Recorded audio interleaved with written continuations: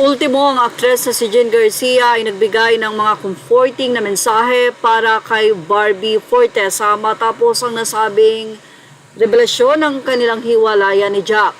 Ayon kay Jean Garcia, basta ako anytime na kailangan lang ako ni Barbie. Kailangan niya ng kausap, kailangan niyang mag-vent out, kailangan niya ng suporta ko, at kailangan niya ng taong makikinig sa kanya at gusto niya ng shoulder to cry on, andito lang ako.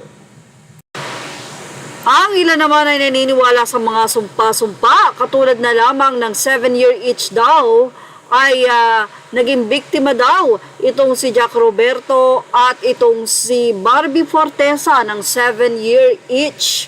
Creative post ng ina at kapatid ni Barbie Fortesa, patama nga ba dito kay Jack Roberto? Yan pa ang naging tanong ng mga netizen.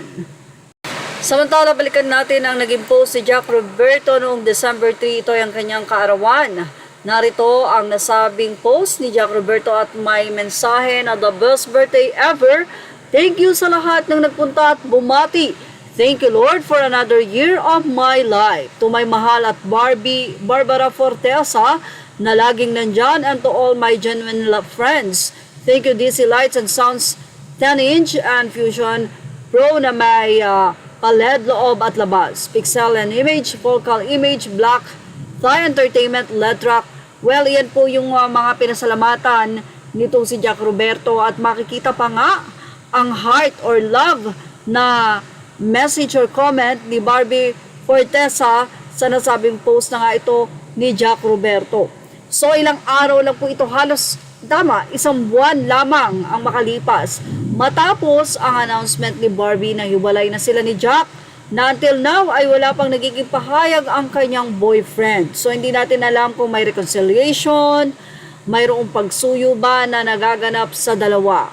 Kung talagang mahal nila ang isa't isa, for sure ay magkakabalikan yan. Kaya siguro ay hindi pa nagsasalita itong si Jack Roberto. Kung ano man ang naging pahayag ni Sian Gasa, na kung saan ay may starlet daw, na dalawang starlet daw ang nasabing naging short time nitong si Jack Roberto, na mismong ang dalawang starlet yata na to ang umamin ang naging dahilan ng nasabi nga pong hiwalayan. So parang Catherine Bernardo bang nangyaring ito na matagal nang tinitiis ni Barbie dahil sa pagmamahal at hindi na nga kinaya, kaya naman hiniwalayan na ang boyfriend. Well, anong masasay nyo about dito? Ilagay na ang inyong opinion sa ating comment section. Images are all credit to the rightful owners. Thank you for watching Showbiz Now.